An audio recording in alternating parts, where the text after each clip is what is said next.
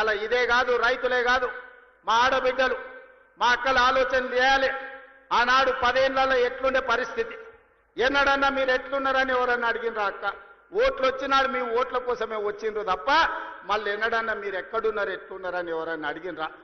కానీ ఇందిరమ్మ రాజ్యంలో స్వయం సహాయక సంఘాలు 67 లక్షల మంది ఆడబిడ్డల్ని తలుపు తట్టి, అక్క బాగున్నారా, పండుగ పూట మీకు ప్రతి ఆడబిడ్డకు 2 చీరలు ఇవ్వాలని, ఈనాడు ప్రతి స్వయం సహాయక సంఘంలో ఉన్న ఆడబిడ్డలకు ప్రతి వాళ్లకు 2 చీరలు ఇవ్వాలని, అదే విధంగా 0 వడ్డీతోని 21,000 కోట్ల రూపాయలు ఇవాళ మీకు బ్యాంకుల్లో అప్పులు ఇప్పించి ఇవాళ ఆర్థికంగా నిలబెట్టిన. రుణాలు ఇప్పించడమే కాదు, ఇవాళ ఆర్టీసీ బస్సుల్లో మీకు ఉచిత ప్రయాణం ఏర్పాటు చేస్తే ఒకనాడు అమ్మగారి ఇంటికి వెళ్ళాలన్నా, అమ్మవారిని దర్శించుకోవాలన్నా ఇంటి ఆయన దగ్గర చేయి ఆపే పరిస్థితి. ఇవాళ మా అక్కలు చెప్పాలి, ఆ ఇంటి ఆయన పని మీద బాయికాడిపోతే అక్క అమ్మగారి ఇంటికి పోయి అమ్మని చూసి మళ్ళీ వెనక్కి వచ్చేటట్టు ఉంది. చేయి ఆపితే బస్సు ఆగుతుంది, ఇంటికాడ దించిపోతుంది.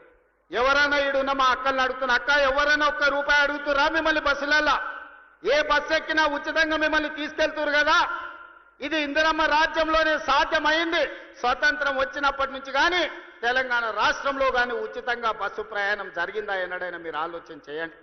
ఇవాళ ఈ 18 నెలల 6,500 కోట్లు మా ఆడబిడ్డల కోసం ఉచిత బస్సు ప్రయాణానికి ఇవాళ మనం ఖర్చు పెట్టడం జరిగింది.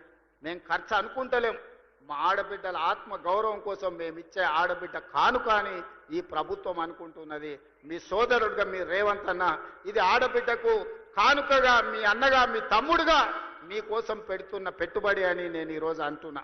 అదేవిధంగా ఇవాళ ఉచితంగా ఆర్టీసీ బస్సులో ప్రయాణం చేయడమే కాదు, ఈ ఆర్టీసీ బస్సులకే యజమానులను చెయ్యాలని ఆడబిడ్డలకు 600 బస్సులు కొనిచ్చి ఆర్టీసీకి కిరాయికి పెట్టి ఇవాళ 600 బస్సులు 1000 బస్సుల వరకు పెంచాలి. ఆడబిడ్డలకు 1000 బస్సులు కొనిచ్చి వాళ్ళ బస్సులే ఆర్టీసీకి కిరాయికి నడిపేటట్టు చేసి ఆర్టీసీ బస్సుల యజమానులను ఇవాళ కాంగ్రెస్ పార్టీ ఆడబిడ్డలకు చేసింది. Subscribe us and press the bell icon for more interesting updates.